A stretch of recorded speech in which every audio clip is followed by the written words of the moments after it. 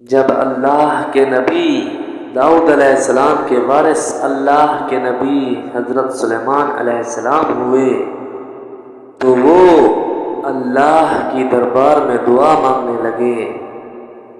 کہ اے اللہ مجھے وہ مرتبہ عطا فرما جو مجھ سے پہلے نہ کسی کو ملا ہو اور نہ میرے بعد کسی کو ملے۔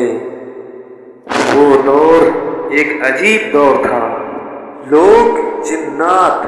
اور کالا جادو پہ بہت یقین رکھتے تھے۔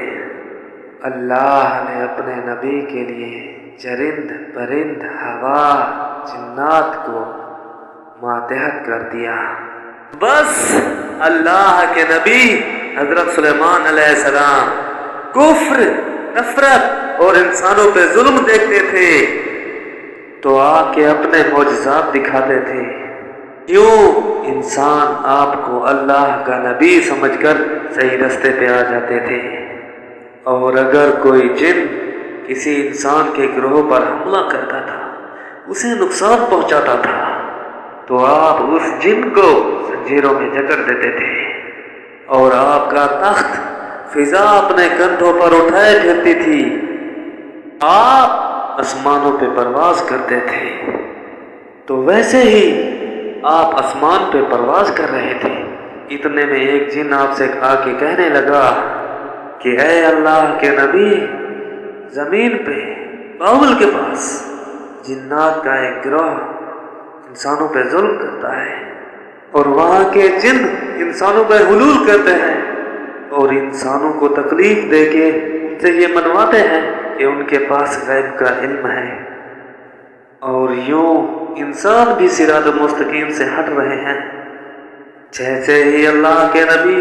سلیمان نے اس بات کو سنا تو آپ اپنے درخت کو بابل کی طرف موڑتے ہیں اور اس گروہ کے پاس آ کے کہتے ہیں اے تکبر میں رہنے والو، اللہ سے ڈرو۔ وہ جنات کا گروہ حضرت سلیمان کی طاقت سے ناواقف تھا۔ اس میں سے ایک جن لیاب کہنے لگا ہم کسی سے نہیں ڈرتے اور ہم اپنی مرضی چلاتے ہیں، اور اس کے قبائل کے کچھ جن حضرت سلیمان علیہ السلام کے تخت کے چاروں طرف سے آ جاتے ہیں اور کہتے ہیں کہ اگر تم واقعی سچا ہے تو ہمیں قید کر کے دکھا۔ تو بس اللہ کے نبی سلیمان علیہ السلام جیسے ہی اپنی عصا ان جنات کی طرف کرتے ہیں تو ہوا اور مٹی کا ایک عجیب طوفان اٹھتا ہے اور زمین کو چیر کے لوہا نکلتا ہے اور زنجیروں میں تبدیل ہو جاتا ہے، اور وہ زنجیریں ہر اس جن کی کرتبوں پر آ پڑتی ہیں اور وہ تمام کے تمام جن زمین بوس ہو جاتے ہیں، اور اللہ کے نبی سلیمان علیہ السلام کے قدموں میں گر کے کہتے ہیں آپ کون ہیں؟ پھر اللہ کے نبی فرماتے ہیں میں اللہ کا نبی داؤد کا بیٹا سلیمان ہوں، اور اللہ نے مجھے اس زمین پہ امن اور سلامتی کے لیے منتخب کیا۔ اے گروہ جن، خبردار ہو جاؤ، اس زمین پہ فساد نہ پھیلاؤ، ورنہ اللہ کا عذاب تم کو فی النار کر دے گا۔ یوں وہ جنات کا سارا گروہ حضرت سلیمان علیہ السلام کی نبوت اور اللہ کی وحدانیت کو تسلیم کرنے لگا،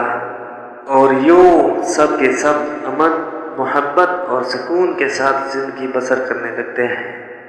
اور وعدہ کرتے ہیں کہ کبھی بھی کسی بھی انسان کو تکلیف نہیں دیں گے۔ بے شک اللہ جسے چاہے اپنی خاص رحمت اور طاقت سے نواز دیتا ہے، وہ ہر دعا کو سننے والا اور سب پہ کرم کرنے والا ہے۔ اے اللہ اس جہاں پہ اپنا کرم فرما اور ہر انسان کی دعا کو قبول و مقبول